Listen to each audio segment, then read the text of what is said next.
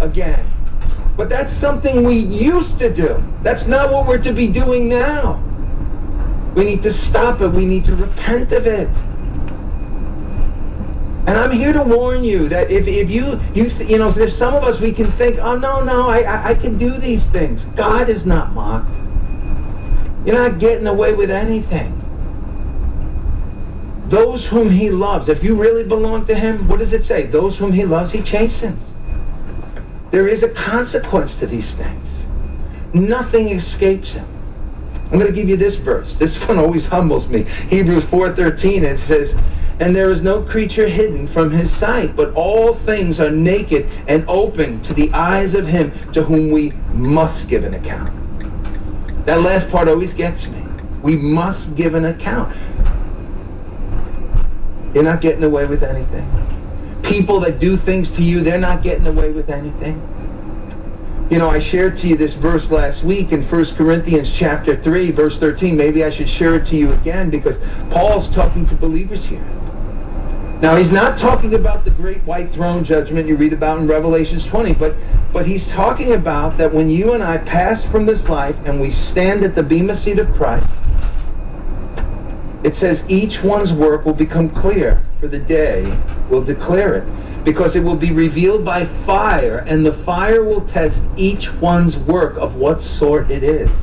If anyone's work which he has built on endures, it will receive a reward.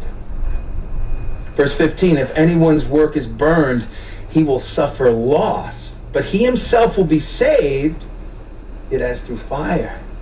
See, it's that last part there in verse 15 that it always gets my attention. If anyone's work is burned, it will suffer loss, but he or she themselves will be saved. What does that mean? I don't know, but I don't want to know what it means. Listen, there are enough Bible lessons. There are enough people in the Bible that Paul tells us that these things were written for our example. I look at Lot in the Bible, the nephew of Abraham. He saw how God was blessing Abraham. He became familiar with this God, but yet we see him, turn his attention towards the plains of Sodom because it was well watered. It was a great place. But it wasn't a great place to grow a family. It wasn't a great place to raise your kids.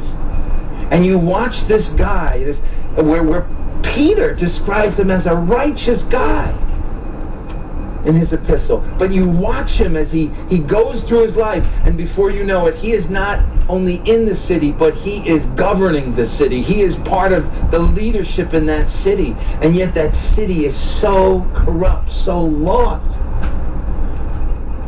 And then when he tells his son-in-laws, hey, listen, judgment is coming. These angels came and they told me a judgment is coming. They laughed at him because this guy, they never took him seriously.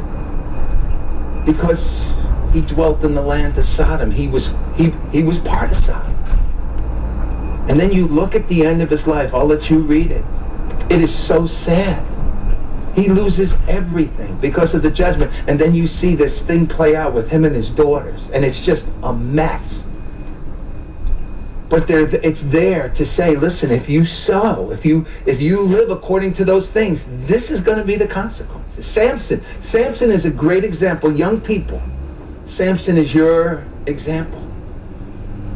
He's given this vow of a Nazarite. His family are raising him up in the things of God, but yet this guy wants nothing to do with it. He's not to touch dead things. He's over there touching dead things. He's there taking the honey out of dead things.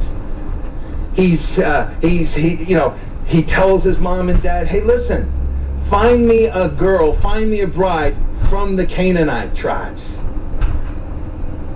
He wanted nothing to do with God, and then you look at the end of his life. What he took for granted, the power, the presence of God that he had upon his life, he lost it. It was gone. And the enemies, his enemies took him. It says they bound him, they blinded him, and they attached him to this grinding machine where he just went around in circles.